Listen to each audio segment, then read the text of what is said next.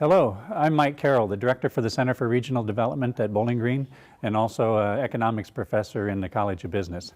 So we're here at Beaverson Farm and we're here to talk about turkeys. More specifically, to talk about the economic impact of turkey farming. Ohio ranks 9th in the nation in terms of production of turkeys. It produces 210 million pounds of turkey a year at an estimated value of about $147 million. Minnesota is the highest ranked turkey production. They account for about 20%. Arkansas is also a big one, and so is North Carolina. So you see the group behind me. They tell me that a group of turkeys is sometimes called a flock or sometimes a rafter. I'm from higher education, so a group like that would actually be called a meeting of the deans, or they look fairly pumped up and they may actually be the cabinet. Agriculture is a high-value industry. In other words, it adds a lot of value, and it's much more than just the value of the inputs. So we also see that, and turkey farming is the exact same thing. We also see that, for example, in the greenhouse industry, where the value of the inputs is nowhere near what the value of the output is. So when you're calculating an economic impact, what you need to look at is the direct impact, which is the value of the production of the industry that you're looking at. In our case here, it would be the turkey production. And then you're looking at an indirect impact, which looks at the business-to-business purchases that a turkey farm might do. So for example, in this case, it would be heavy grain production. So there's a lot of grain that goes into the feed to a flock of turkeys like the one behind me. We also then have an induced component. An induced is when the turkey farmers or their employees go out and spend the money. So as you add all of those three components up, the direct, indirect, and induced, you get the value of the industry on the Ohio economy.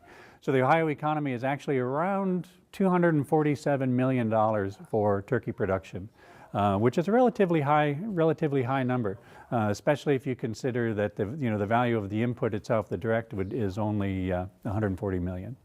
The production process for a typical turkey farm is that the poults, which are the baby turkeys, they're brought in at 1 day old, and then they're kept in a pen or in a small building for the rest of their life until the production terminates.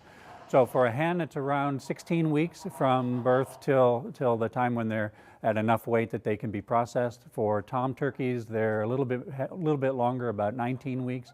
They go to a ready-to-cook weight of about 25 to 35 pounds. Feed costs amount to about 2/3 of the cost of raising a turkey. In Ohio, turkey flocks consume about 4.4 million bushels of corn a year, or 250 million pounds.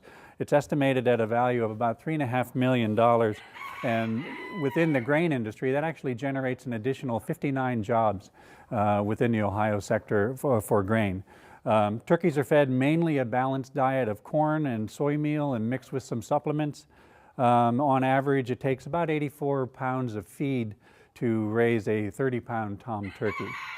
According to the Texas Agricultural Extension Service, the largest turkey raised is 86 pounds, and it was raised in the UK, and that's about the size of a small German Shepherd. Other industries that are impacted is wholesale trade. That also generates about another $9 million in economic activity, another 59 jobs. So transportation by truck accounts for another $6 million in economic activity and about another 48 jobs in the state of Ohio. Miscellaneous agricultural support industries create another 28 jobs and also account for another $750,000 in economic activity.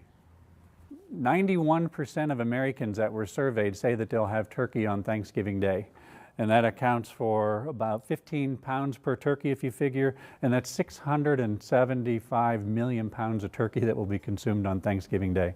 But that's okay, because the U.S. farmers also produce 2.4 billion pounds of sweet potatoes as well. The turkeys behind me are called heritage turkeys, and they're a little bit less bred for pure meat production, because when you actually get a turkey that's bred just for the meat, a lot of times it won't fly, and it also often will have problems with its legs because it actually gets so big. Now the tom turkeys, the male turkeys, are the only ones that gobble. The hen turkeys actually make a clicking sound. Tom turkeys weigh about twice as much as a hen turkey, and they consume twice as much corn. Turkey farming also generates a large number of taxes in Ohio. It creates about $3 million worth of federal taxes and about $1.6 million of state and local taxes annually.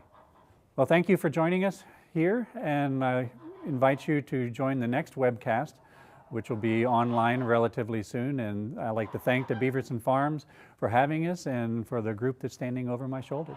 Thank you.